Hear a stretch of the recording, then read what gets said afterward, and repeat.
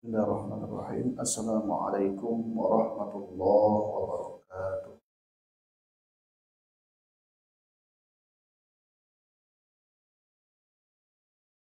Alhamdulillahi rabbil alamin wal aqibatu lil muttaqin wa la udwana illa 'alal zalimin. Asyhadu an la ilaha illallah wahdahu la syarika lah wa asyhadu anna Muhammadan abduhu wa rasuluh al-mab'uts rahmatan lil alamin. Subhanaka la ilma lana illa ma 'allamtana innaka antal 'alim. Rabbi shrah li sadri wa yassir li amri wa hlul 'uqdatam min lisani yafqahu qawli.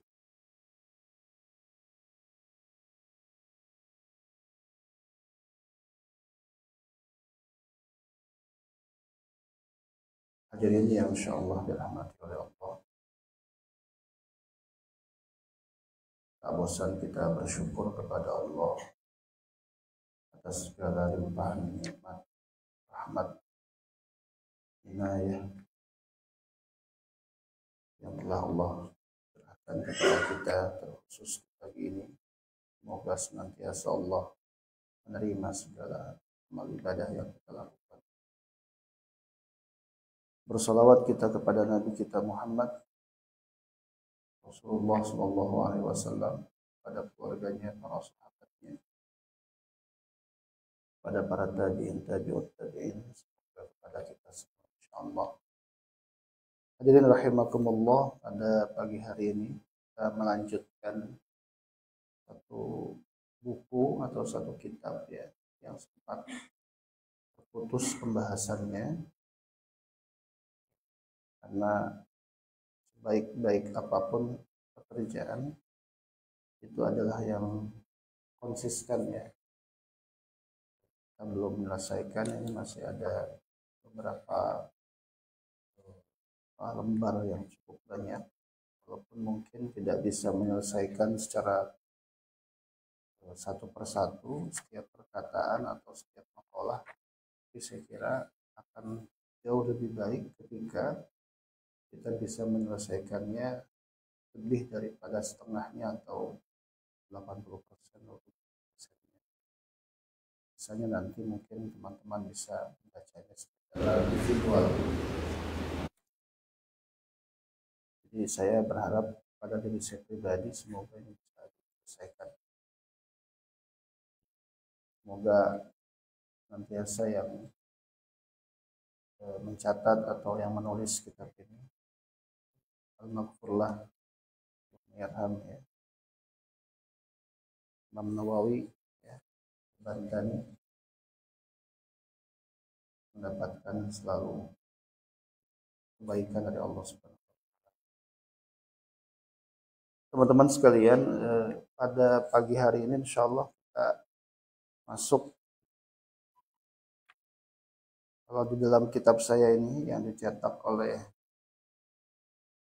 Maktabah Turmusi Turoth, ini masuk pada halaman ke-32. Al-Maqalah Ats-Tsalitsah Asyarah, perkataan yang ke-13 yang dikutip dari Imam Hasan Al-Basri rahimahullah. Dan rahimakumullah, saya bacakan terlebih dahulu. Anil Hasan Al-Basri rahimahullah radhiyallahu anhu, wa huwa min akabirit tabi'in man la adaba lahu la ilma lahu wa man la sabara lahu la dina lahu wa man la wara'a lahu la zulfa lahu.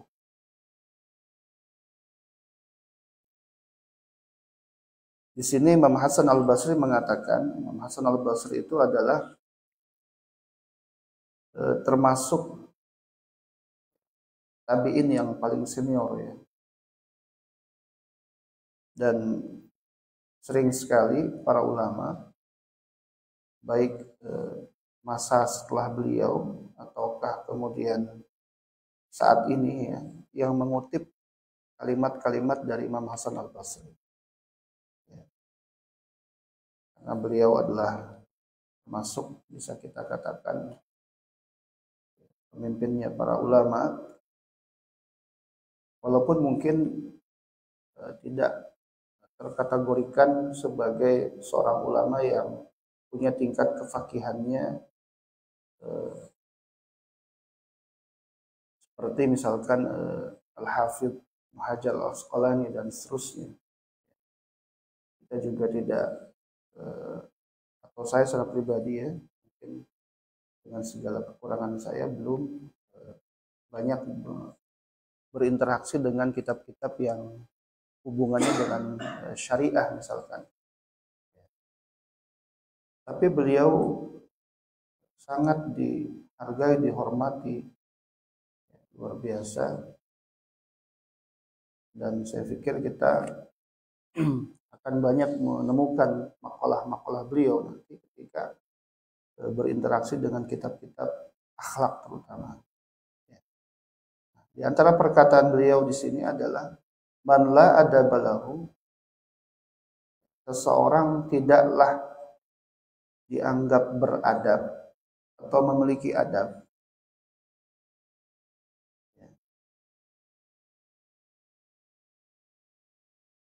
La ilma lahu,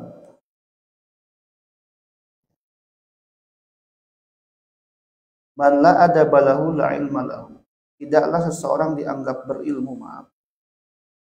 Sederhananya, tidaklah seseorang dianggap berilmu ketika dia tidak beradab. Yang pertama poinnya. Jadi adab itu didahulukan dibanding ilmu. Kemudian kalimat yang kedua adalah waman la sabara lahu la dina lahu. Tidak dianggap seseorang itu beragama, memiliki pengamalan agama yang baik ketika dia tidak memiliki sifat kesabaran.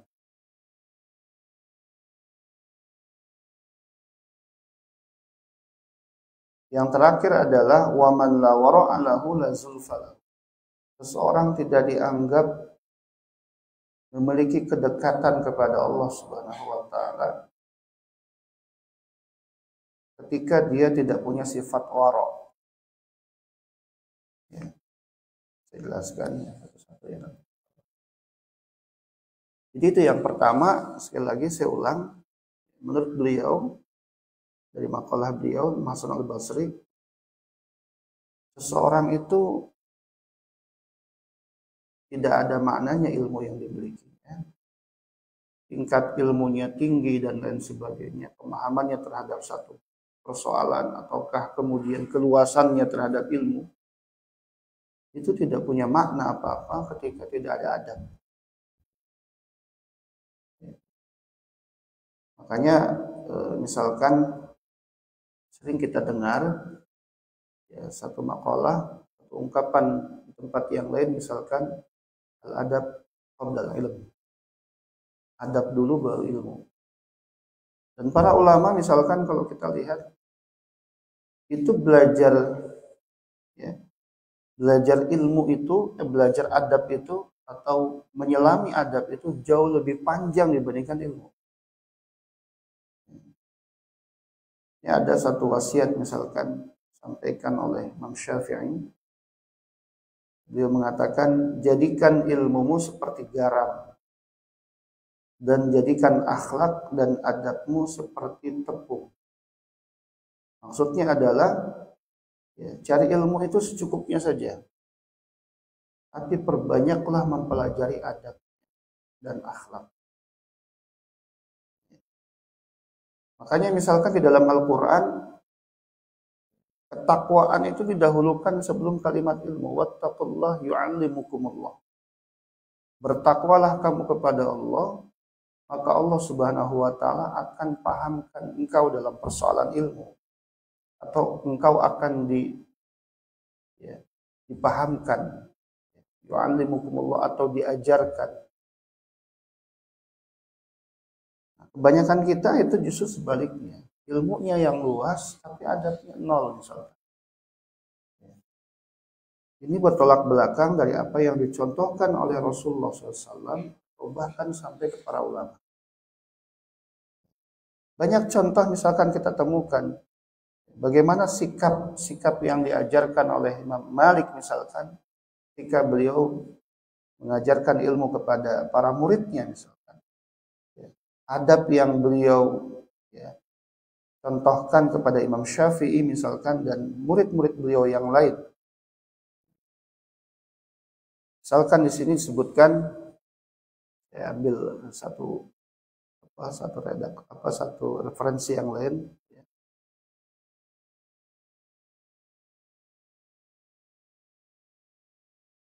Pernah satu ketika misalkan dalam satu waktu di mana beliau Imam Malik mengajarkan ilmunya, membacakan hadis di hadapan para muridnya, wajah beliau itu sampai pucat. Akan tapi beliau terus mengajarkan ilmunya. Sampai selesai. Dibacakan hadis itu sampai selesai. Nah, ketika muridnya memanggilnya, beliau memanggil muridnya untuk melihat punggungnya Imam Malik, ternyata didapati ada seekor kalajengking yang menyengatnya berkali-kali. Ini saking beliau itu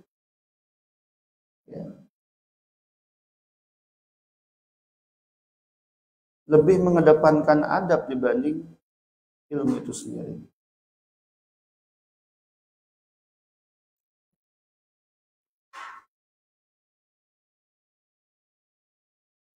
Itu cuma dalam persoalan menyampaikan hadis atau membacakan hadisnya saja. Misalkan dalam hal yang lain pernah sebutkan juga mungkin dalam berbagai asar tentang bagaimana adab Imam Malik. Saat beliau ingin menyampaikan hadis, beliau berwudu terlebih dahulu.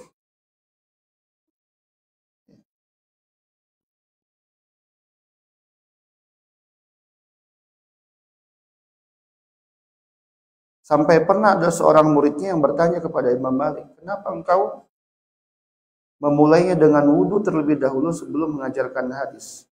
Maka Imam Malik menjawab, aku ingin hadis Rasulullah yang aku sampaikan dapat dipahami dengan baik. Jadi ini luar biasa. Bahkan para ulama sekali lagi belajar adab itu jauh lebih lama dibandingkan belajar ilmu itu sendiri. Dan teman-teman sekalian perlu dipahami bahwa adab ini secara makna, kalau kita maknai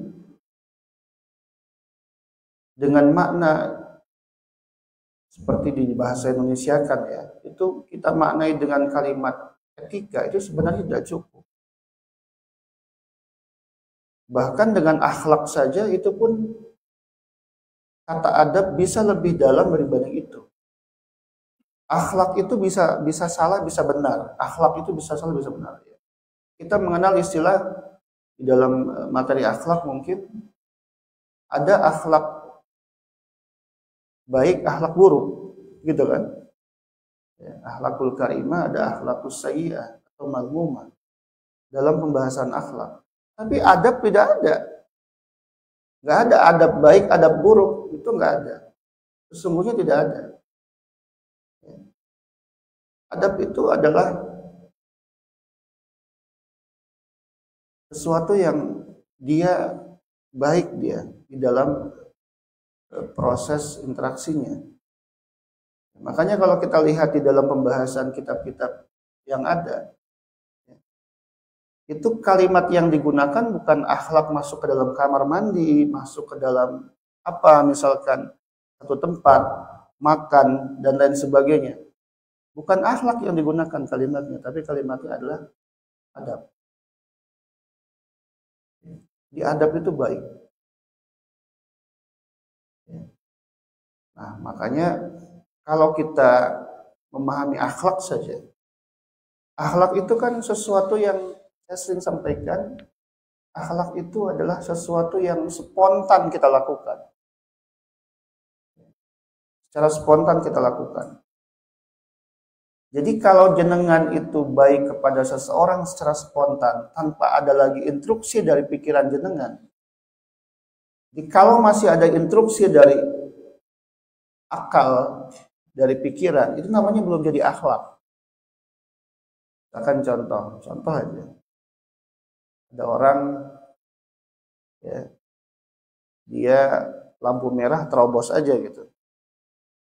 Lampu merah terobos. Di Indonesia lah kita sering lihat kayak begitu. Ya, ketika ternyata di sebelah sananya ada polisi lewat atau memberhentikan dia, ya, katakanlah ditilang gitu ya. Kenapa kamu lewat lampu merah? Karena saya nggak melihat Bapak. Gitu ya.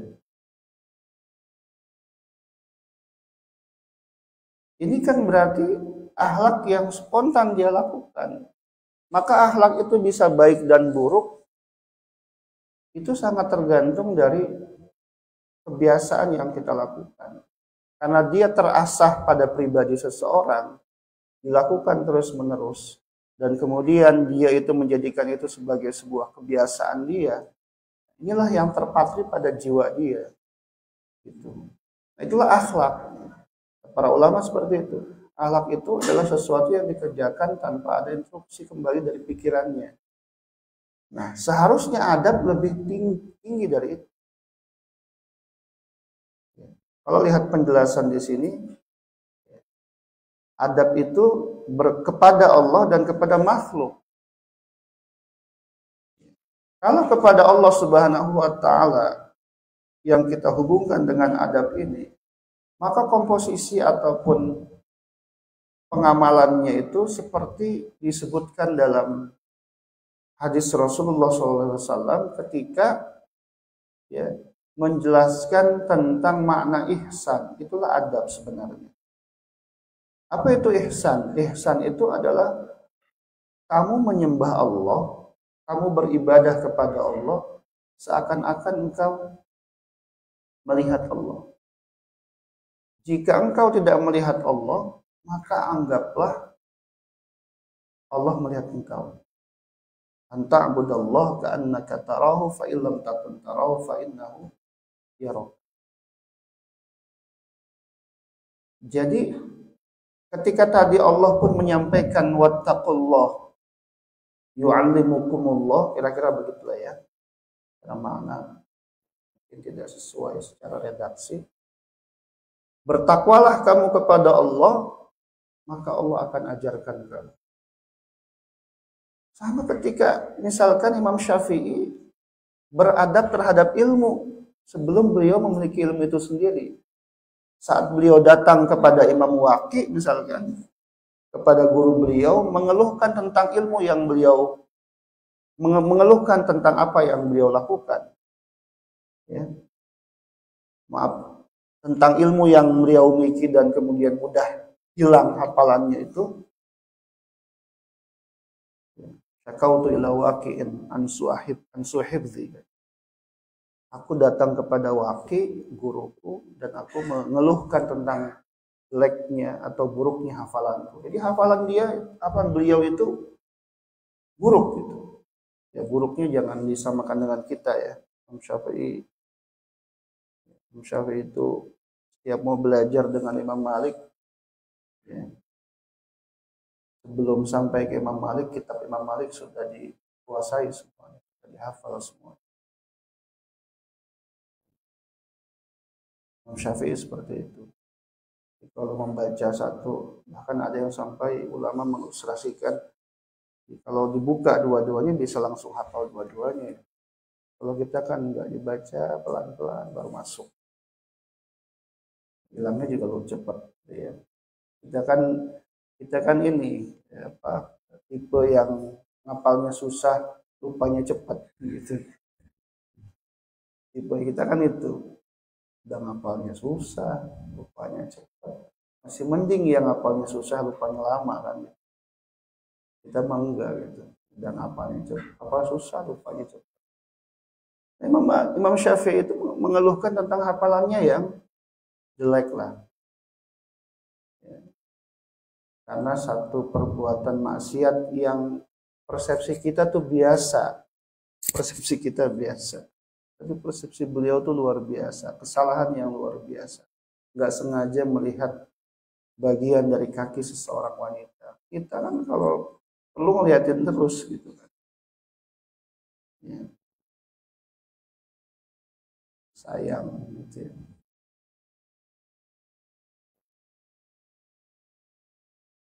Beliau baru melihat sedikit.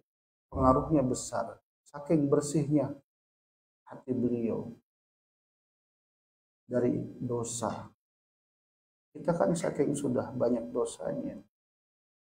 Sampai melihat dosa saja udah lagi nggak bilang dosa. Kita begitu. Sampai kita lihat dosa saja sudah nggak merasa itu. Jadi sesuatu yang biasa. Jadi kalau kita mau bicara akhlak, bisa jadi akhlak kita yang diperlihatkan ke orang lain kayaknya baik terus. Padahal sejatinya di belakang orang kita melakukan dosa. Ya. Atau kita sengaja berbuat dosa bersama dengan orang. Alhamdulillah gitu ya.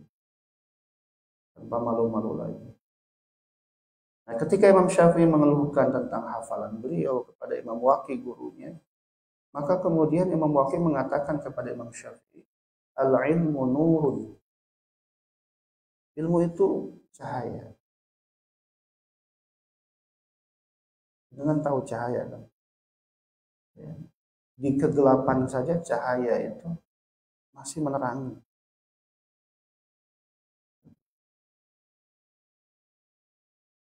Dia masih menerangi kita.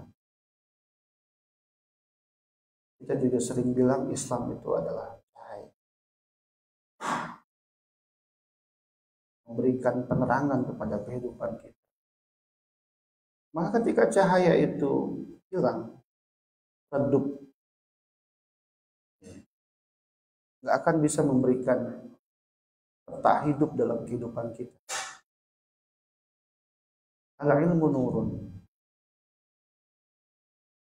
Ilmu itu cahaya. Berarti ilmu itu adalah pelita. Dia dapat memberikan penerangan dalam kehidupan kita. Maknanya orang nggak berilmu bagaimana gitu. Makanya kata Imam Syafi'i juga misalkan menuntut ilmu atau orang yang menuntut ilmu itu jauh lebih baik dibanding orang yang melakukan sholat sunnah walaupun berkali-kali melakukannya.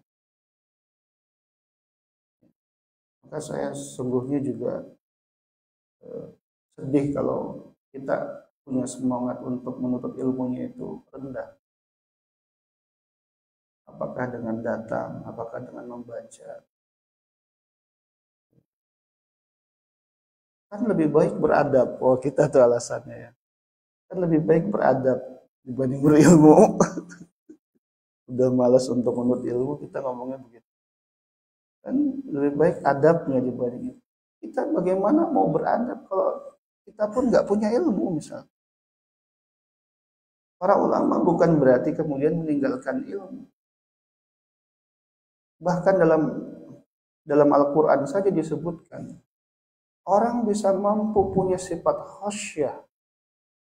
Ya, bahkan kita sebagai manusia atau Adam misalkan sampai dimuliakan begitu luar biasa sehingga makhluk-makhluk yang diciptakan Allah Subhanahu wa taala termasuk iblis itu diminta untuk sujud kepada Adam, bukan ibadah sebagai bentuk ibadah, tapi takriman di Adam sebagai bentuk penghormatan kepada Adam. Itu persoalannya karena apa sih? Sehingga makhluk-makhluk yang lain itu diperintahkan untuk menyembah Adam atau sujud kepada Adam, maaf, itu apa? Wa 'allama Adam al-asma'a kullah. Karena Adam dikasih ilmu sama Allah. Wa 'allama Adam al-asma'. Karena ilmu. Kemuliaan Adam melebihi makhluk-makhluk yang lain itu karena ilmu. Jadi bagaimana mungkin kita mau punya kedekatan kepada Allah Subhanahu wa taala yang baik kalau tidak dibarengi dengan ilmu. Makanya ibadah yang paling terbaik itu adalah salah satunya datang ke majelis ilmu, datang ke majelis zikir. Ini harus dijaga terus. Pernah satu ketika ada seseorang meninggal, ya, bukan tertidur ya, meninggal. Belum bedakan ya antara tertidur sama meninggal.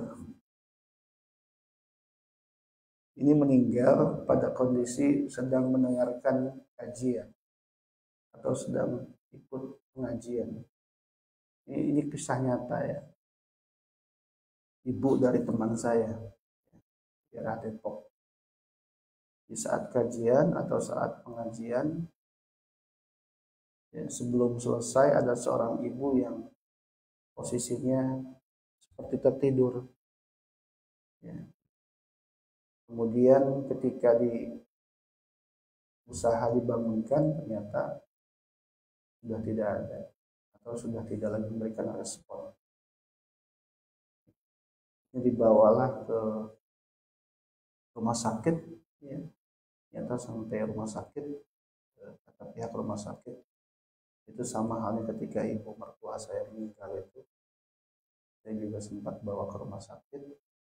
Ketika sampai rumah sakit kan mungkin segala upaya dilakukan ya, bisa memberikan apa, biar dia itu misalkan dikasih detak jantung yang alat itu tuh, ya, oksigen ini dan sebagainya. Biar apa? Biar dia itu ada respon. Tidak ada respon. Nah, kalau bahasa kedokterannya itu sering bilang mereka dead on arrival gitu ya, meninggalnya sebelum sampai rumah sakit dalam perjalanan. Datang sebelum datang udah meninggal. Nah, kita ambil pelajaran di situ. Ada orang meninggal saat mendengarkan kajian. Saya belum lama di Facebook memposting ada seorang ustadz meninggal saat menyampaikan kajian. Dia lagi menyampaikan satu materi, ternyata sakaratul maut dan akhirnya selesai dalam posisi sedang menyampaikan. Ini adab teman-teman. Ini adab. Dengan bisa datang, ini adab. Benar-benar niat tuh dalam hati mau datang ke majelis. Itu orang meninggal dalam dua keadaan tadi, yang satu saat mendengarkan ilmu dalam satu kajian, yang satu lagi saat menyampaikan ilmu. Karena keduanya begitu memuliakan ilmu.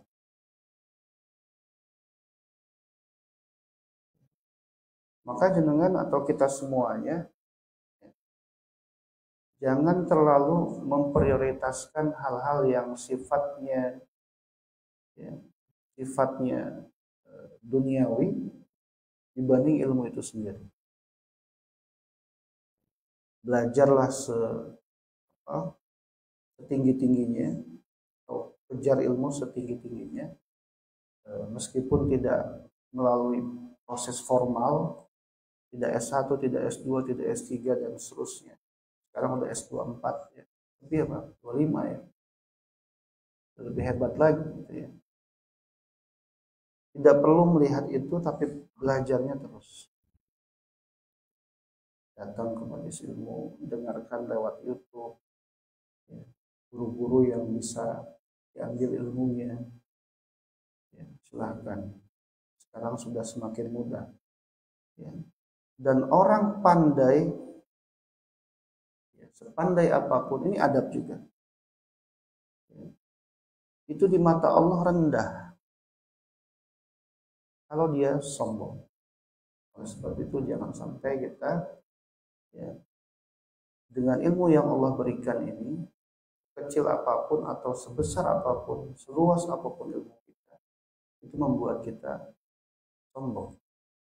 Ya. Apakah sombong di hadapan manusia ataukah di hadapan makhluk itu sendiri secara umum. Ya. Sikap keangkuhan ini jangan sampai terpatri dalam kehidupan kita. Bahkan sampai ada seorang ulama mengatakan seorang pendosa yang dia terus bertaubat kepada Allah, ya, jauh lebih baik dibanding orang yang sombong.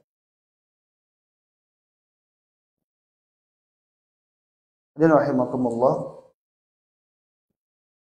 Jadi apa kesimpulannya? Kesimpulannya adalah ilmu yang kita miliki akan tidak bernilai ketika kita tidak beradab, tidak mengedepankan adab. Maka biar ilmu kita itu bernilai dan kemudian membuat kita, ya, menjadi orang yang terus dimudahkan dalam proses menuntut ilmu, maka teruslah, ya, kita amalkan ilmu yang kita miliki itu dalam kehidupan kita, terutama beradab kepada Allah dan kepada makhluk. Yang paling utama kalau kepada makhluk adalah kepada orang tua.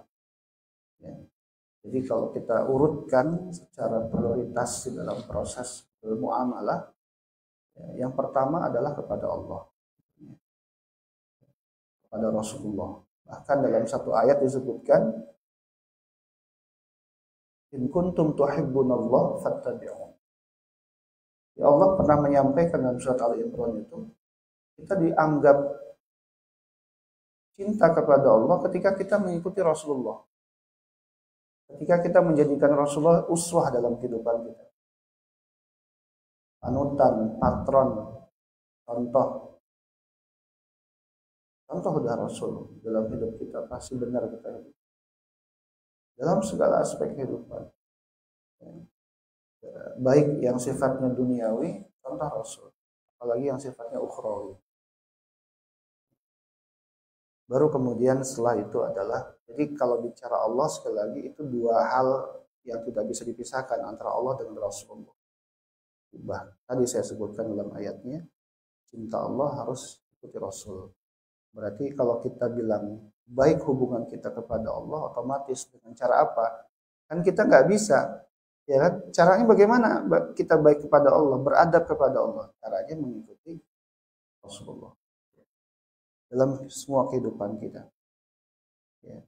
Jangan dibeda-bedakan gitu.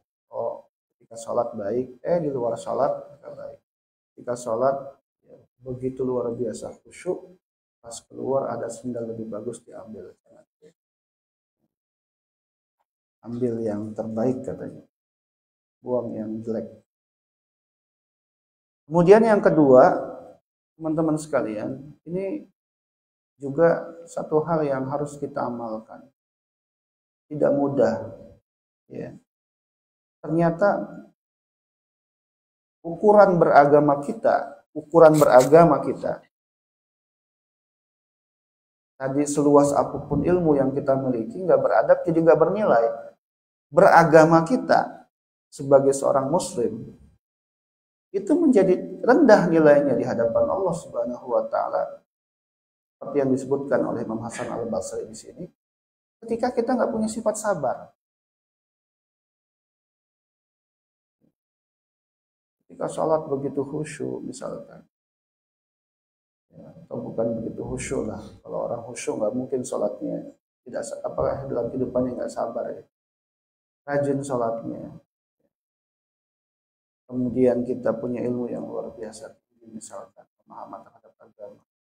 Tapi kalau nggak sabar udah, orang yang mudah marah. Di sini kalau disebutkan, ya, kesabaran itu diukur dari mana? Di sini disebutkan ala tahammulil balaya wa adl khalqi wa ala masyaqqati istinabil ma'asi wa ala ada'il faraid. Kesabaran itu yang pertama adalah ketika dia mampu, ya, bertahan, ya, dia mampu untuk bersabar atas segala cobaan. cobaan diusir sama bos gitu ya. Sabar. Udah berbulan-bulan belum dapat file, sabar.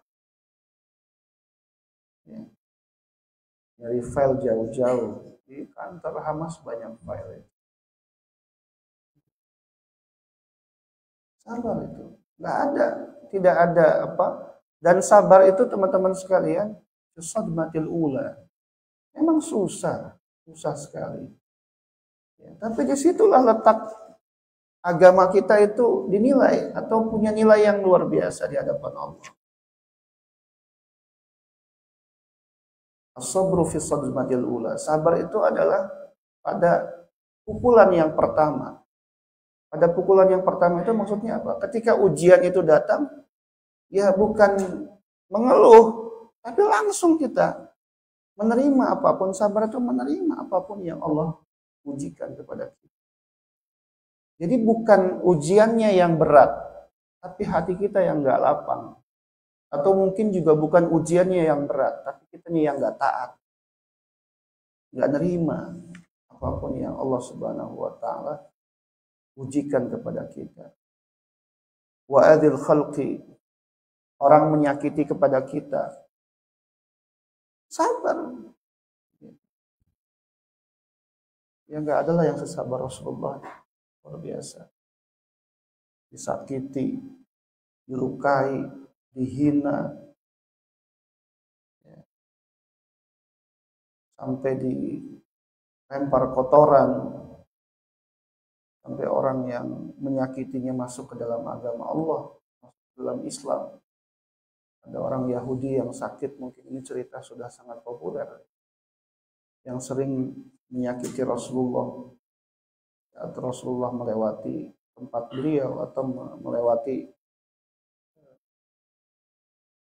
tempat yang orang Yahudi itu tinggali, lemparin kotoran dan lain sebagainya.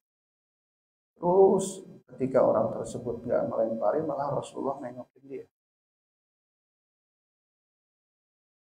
Sampai orang Yahudi bilang, engkau yang biasa aku sakiti, sekarang engkau yang paling pertama memperhatikanku saat aku sedang sakit seperti ini. Engkau adalah makhluk yang mulia. Sampai akhirnya orang Yahudi itu masuk ke dalam Islam. Kita enggak. Kalau perlu benci sama orang yang menyakiti kita sampai 7 turunan. Kita tuh. Padahal luasnya surga, ya, disebutkan dalam Al-Quran yang kemarin kita bahas itu tentang surga. Itu luasnya surga akan kita peroleh yang bagaikan langit dan bumi, itu luasnya. Salah satunya ketika kita punya sifat pemaaf. Gitu. Luasnya seperti itu. Sabar kita memang harus luas, teman-teman. Ya, harus luas. Seluas samudra. Harus luas. Susah, dia susah. Karenanya ukuran beragama kita diukur dari kesabaran itu. Ya. Kerja, luka. Sudah. Kan orang Jawa atau orang kita masih bagus. Alhamdulillah masih kena tangannya. Udah kecelakaan aja. Masih bilang selamat gitu ya. Orang kita tuh. Sabar ya. Menerima apapun itu. Wa ala masyaqqatin, bahkan sesuatu yang sangat berat sekalipun.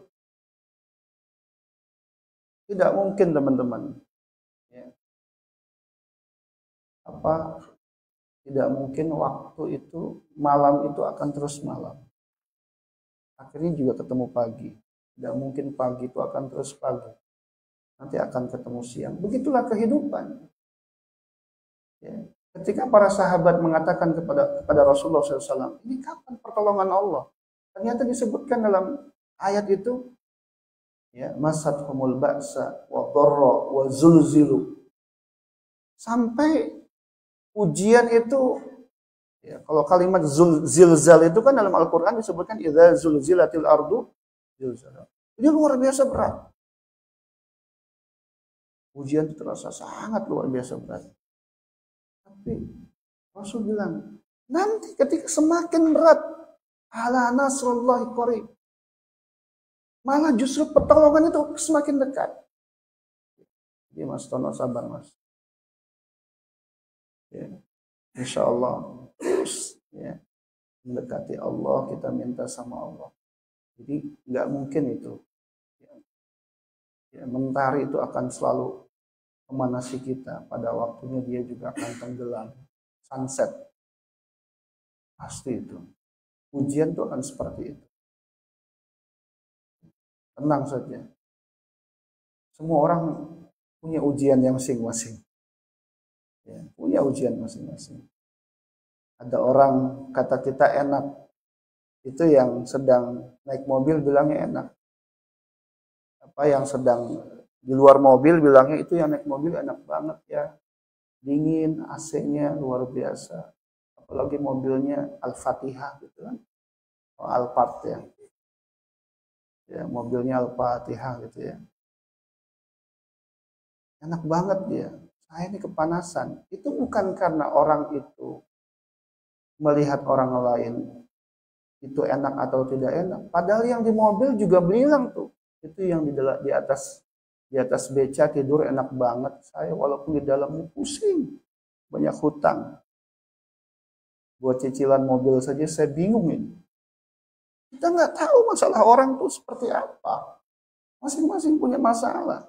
Ada orang yang menikah sekian lama nggak punya anak. Tapi ada orang yang jomblo bilang, saya belum nikah-nikah. Ada orang yang sudah punya anak, kemudian Allah uji, anaknya ditangkap sama polisi. Semuanya punya masalah masing-masing. Yang nggak punya anak, bilang mau punya anak, dikasih anak diuji sama Allah. Yang belum menikah bertahun-tahun sampai kemudian ya muka sudah mulai keriput.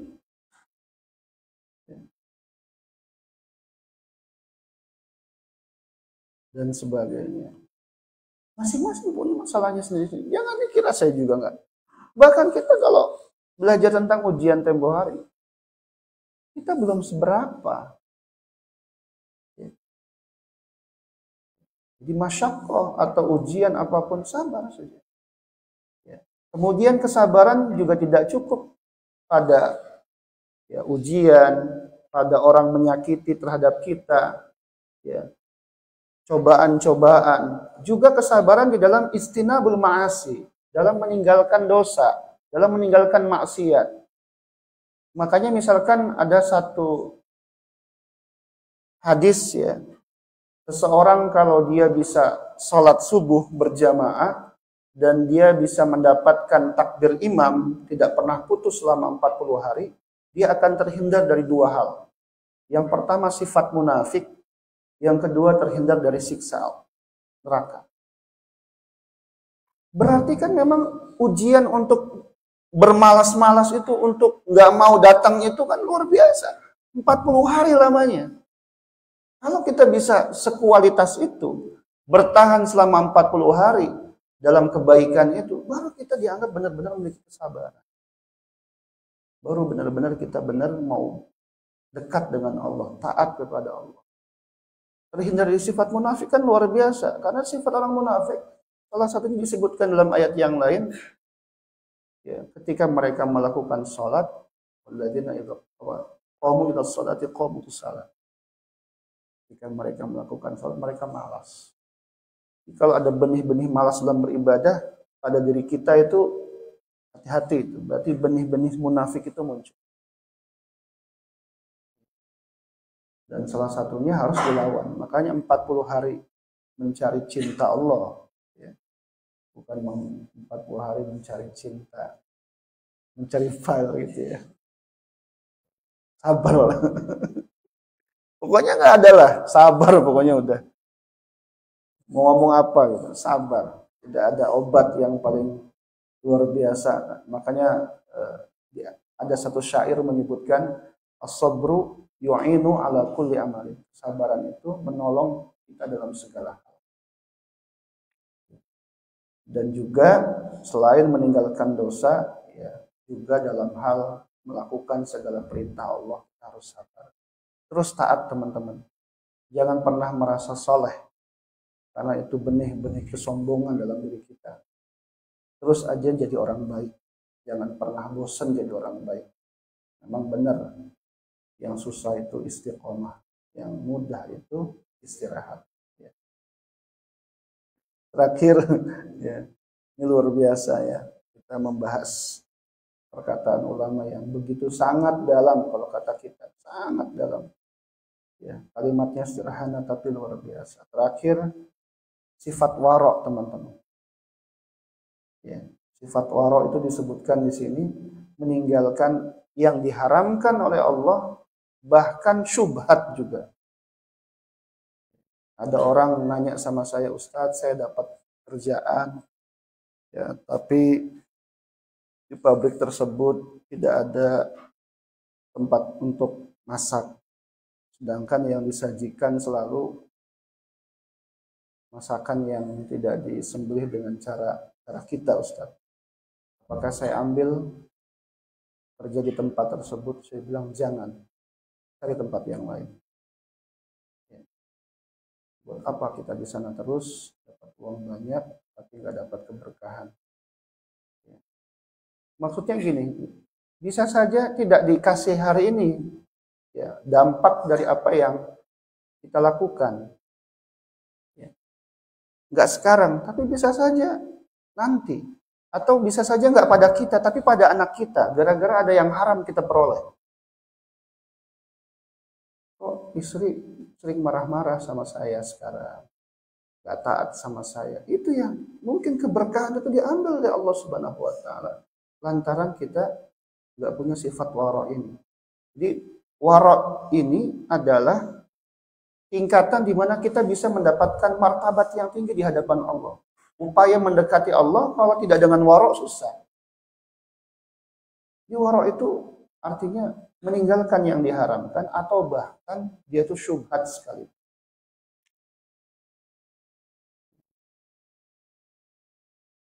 Kalau jenengan mau mudah ibadah, memang datang ke Korea, saya sering bilang sama seseorang, ya susah. Tapi minimal jangan sampai melakukan yang dilarang oleh Allah saja. Artinya masih sholat, makanan haram ditinggalkan. Kalau jenengan berpikirnya di sini harus gampang sholat, di masjid, gampang ibadah, ya susah. Tapi bukan berarti kita malah meninggalkan kebaikan-kebaikan yang paling baik itu. Artinya gini, sholat di rumah itu boleh, baik. Tapi kalau bisa di masjid, itu lebih baik. Sangat lebih baik. Karena kebaikan yang dilakukan dengan effort yang sangat luar biasa itu tentu kebaikannya, keberkahannya, ya, ketenangannya itu akan jauh lebih baik. Ya, seperti itu. Hadirin rahimakumullah, ya, karena waktu yang tidak terasa, ini kayaknya salah jamnya ya. Saya dari tadi nggak ngeliat jam soalnya. Salah ini kayaknya. Mas Ton, tolong digeser, Mas Ton. Saya nggak kerasa udah jam 6 lewat 10 saja. Mungkin karena kerasa masih gelap ya. Semoga Allah senantiasa merahmati kita semuanya. Sedikit yang kita bahas mungkin satu perkataan saja, tapi semoga ini bisa kita amalkan dalam kehidupan kita sehari-hari. Allah senantiasa membimbing kita semuanya untuk selalu bertakwa kepada Allah Subhanahu wa Ta'ala, ya, melaksanakan segala perintah dan menjauhi segala yang dilarang. Terima kasih, mohon maaf sekali lagi segala kesalahan, segala kekurangan. Assalamualaikum warahmatullahi wabarakatuh.